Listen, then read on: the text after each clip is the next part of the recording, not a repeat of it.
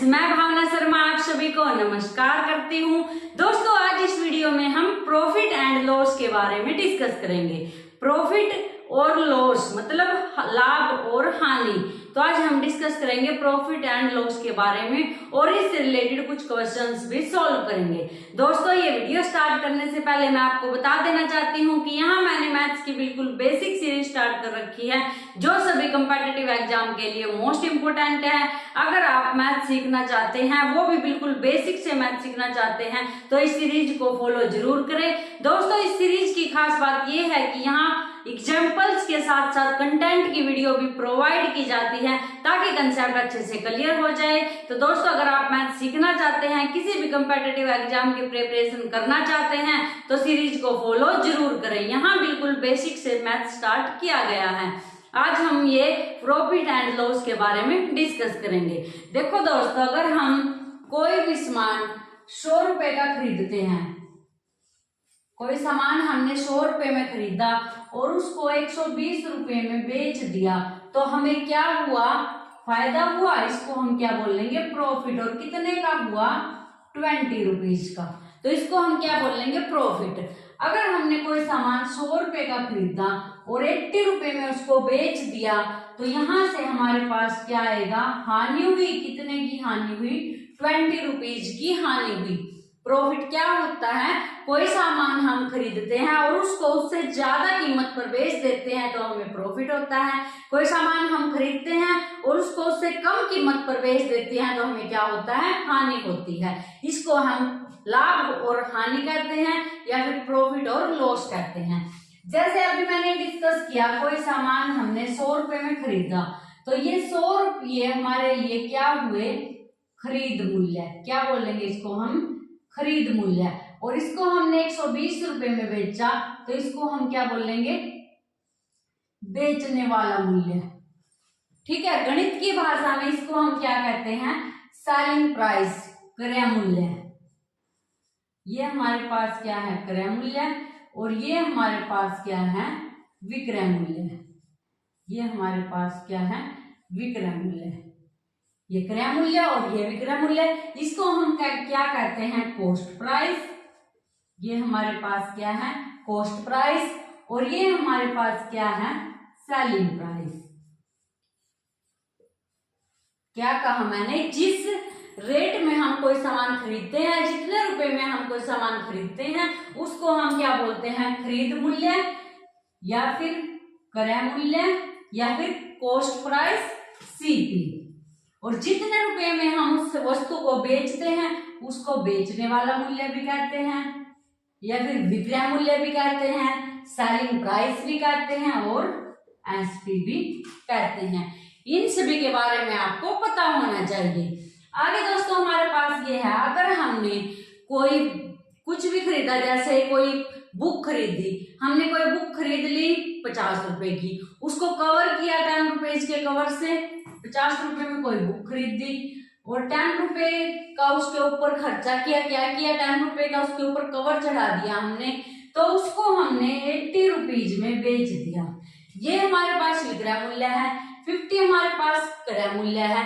लेकिन दोस्तों, 50 क्रय मूल्य के साथ जो उस पर 10 रुपए का खर्चा आया है, वो भी तो हमने ही किया है, तो उसको भी ऐड करेंगे।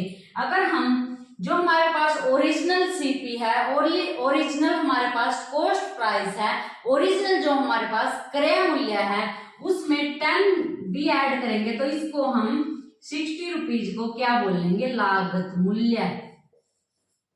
इसको हम क्या बोलेंगे? लागत मूल्य। हमेशा ये याद रखना है कि बेचने से पहले किसी वस्तु पर हम जो भी एक्स्ट्रा खर्चा करते हैं, उसको भी हम क्रय मूल्य में ऐड करते हैं, और उसको हम लागत मूल्य बोलेंगे। अब इसके लिए हमारे पास जो कॉस्ट प्राइस है, वो कितना हो जाएगा? 60 रुपीज। और 80 में इसको बेचेंगे, तो हमारे पास जो प्रॉफिट है वो कितने का आएगा? 20 रुपीज का। 80 में से 60 सब्ट्रैक्ट करेंगे तो क्या आएगा? 20 रुपीज का। तो यहाँ हमारे पास प्रॉफिट 20 रुपीज का। लेकिन अगर हम 50 से 80 का निकालेंगे सीधा, तो 30 आएगा, जो कि रॉन्ग हो जाएगा, क्योंकि जो हमने इसके ऊपर 10 रुपीज का कवर चढ़ाया है, ये भी तो हमने ही खर्च किया है ना, तो इसको भी हम इसी के अंदर ऐड करेंगे। तो यहाँ से हमारे पास जो फाइनली कॉस्ट प्राइस होगा, जो लागत मूल्य होगा वो कितना होगा, 60 रुपीज। तो दोस्तों ऐसे आपको याद रखना है। अब दोस्तों हम ये प्रॉफिट और लॉस निकालते कैसे हैं। जैसे हमारे पास 50 रुपीज की कोई वस्तु है, उसको हमने 60 रुपीज में बेच दिया, ये हमारे पास सीपी है, ये हमारे पास एसपी है। अगर हम एसपी माइनस सीपी करें, एसपी क्या है, विक्रय मूल्य, सेलिंग प्राइस, बेचने वाला मूल्य, सीपी क्या है, कॉस्ट प्राइस, क्रय मूल्य, खरीदने वाला मूल्य। अगर हम इसमें से सब्ट्रैक्ट करते हैं तो हमारे पास क्या आता है, 10 रुपीज। 10 रुपीज का क्या हुआ, हमें प्रॉफिट। यहाँ देखने वाली बात ये है, अगर ये पॉजिटिव आंसर आता है तो हमें प्रॉफिट होगा, अगर ये नेगेटिव आता है तो हमें लॉस होगा। प्रॉफिट कैसे हुआ, ये पॉजिटिव है तो हमें प्रॉफिट हुआ। अगर यही सामान वो 80 रुपीज का बेचता है तो हम यही सामान अगर वो 40 रुपीज का बेचता है, अगर 50 रुपीज के सामान को उसने 60 रुपीज में बेचा तो हमें क्या हुआ, प्रॉफिट हुआ। कितने रुपीज का, 10 रुपीज का। अगर 50 रुपए के ही सामान को वो 40 रुपीज में बेचता है तो 40 माइनस 50 करेंगे, एसपी माइनस सीपी करेंगे तो हमारे पास माइनस का 10 आएगा। तो इससे क्या हुआ, जो माइनस का 10 है वो क्या दर्शाता है कि यहाँ हमें क्या हुआ, लॉस हुआ, यहाँ हमें क्या हुआ, लॉस हुआ। तो एसपी माइनस सीपी करके देखेंगे, अगर पॉजिटिव आता है तो प्रॉफिट होगा, कितने का, जितना वो सब्ट्रैक्ट करने के बाद आता है। अगर वहां नेगेटिव का सिंबल आता है तो क्या हुआ, लॉस हुआ, कितना हुआ, जितना वो आता है। इससे हम ये कह सकते हैं कि अगर हमारे पास एसपी है जो वो ग्रेटर देन सीपी है, एसपी है जो वो ग्रेटर देन सीपी है, तो हमेशा क्या होगा, प्रॉफिट होगा, हमेशा क्या होगा, लाभ होगा। अगर हमारे पास एसपी है जो वो लेस देन सीपी है, एसपी लेस देन सीपी है, तो हमें क्या होगा, हमेशा लॉस होगा। क्या होगा, हमेशा लॉस होगा। तो ये सभी बातें आपको दोस्तों याद रखनी है।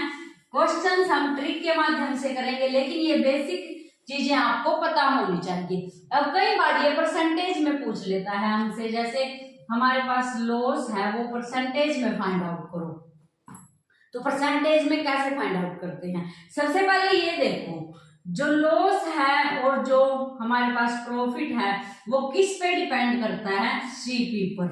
किस पर डिपेंड करता है, वो सीपी पर। क्योंकि अगर ये हमारे पास 50 रुपीज की कोई सामान है, उसको हम 80 में बेच रहे हैं तो प्रॉफिट होगा। लेकिन अगर 50 रुपीज की जगह अगर वो सामान हमारे पास 100 रुपीज में आता है और हम उसको 80 का ही बेचे तो हमें लॉस होगा। तो प्रॉफिट और लॉस हमेशा किस पर डिपेंड करते हैं, किस पर डिपेंड करते हैं, सेलिंग प्राइस पर, क्रय मूल्य पर। तो परसेंटेज कैसे निकालेंगे, loss percentage, loss multiply percentage के लिए 100 और किस पर होता है ये, सीपी पर, किस पर, क्रय मूल्य पर।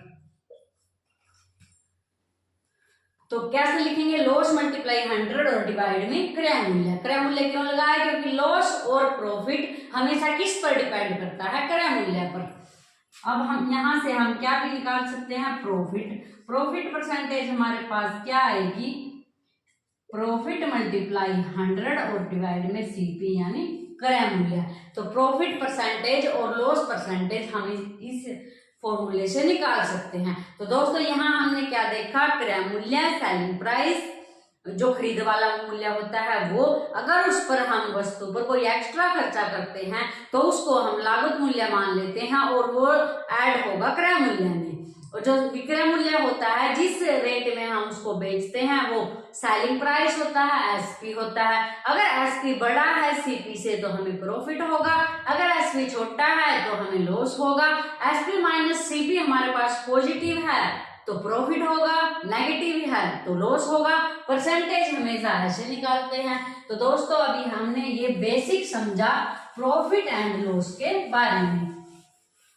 अब दोस्तों हम इससे रिलेटेड कुछ क्वेश्चन सोल्व करते हैं और सभी क्वेश्चन हम ट्रिक के साथ सोल्व करेंगे, जैसे आप बहुत ही कम टाइम में क्वेश्चनों को सोल्व कर देते हैं, इस टाइप से हम क्वेश्चन को सोल्व करेंगे। फर्स्ट क्वेश्चन है हमारे पास, a man buys a cycle for 1400 rupees 1400 रुपये में एक आदमी साइकिल खरीदता है and sells it at a loss of 15% और 15% के नुकसान में उसको बेच देता है। उसको हानि कितने की हुई? 15%। What is the selling price? Selling price विक्रय मूल्य है, उसका एसपी फाइंड आउट करना है। क्या दिया गया है हमारे पास? सीपी। सीपी मतलब सेलिंग प्राइस, क्रय मूल्य कितना है? 1400 रुपये, 1400 रुपीज। और इसको यहाँ क्या हुआ है? लॉस हुआ है। कितना? 15% का इसको लॉस हुआ है, इसको हानि हुई है 15% की। इसको दोस्तों हम क्वेश्चन को 3 तरीकों से सोल्व कर सकते हैं। इसको हम 3 टाइप से सोल्व करना भी सीखेंगे। सबसे पहला टाइप देखो क्या है? लॉस कितना हुआ है? 50%। अगर 100 रुपए की चीज पर 15 का लॉस हुआ तो कितने की बिकी वो? 85 की। कैसे? 100 माइनस 15 कितना आएगा? 85। तो अगर चीज 100 रुपए की है, 50% का लॉस होता है तो विक्रय मूल्य कितना होगा? 85। 100 माइनस 15 कितना आता है? 85। अगर 100 रुपए की चीज है, 15% का लॉस हो रहा है उसमें, तो कितने का विक्रय मूल्य आएगा उसका? 85 का।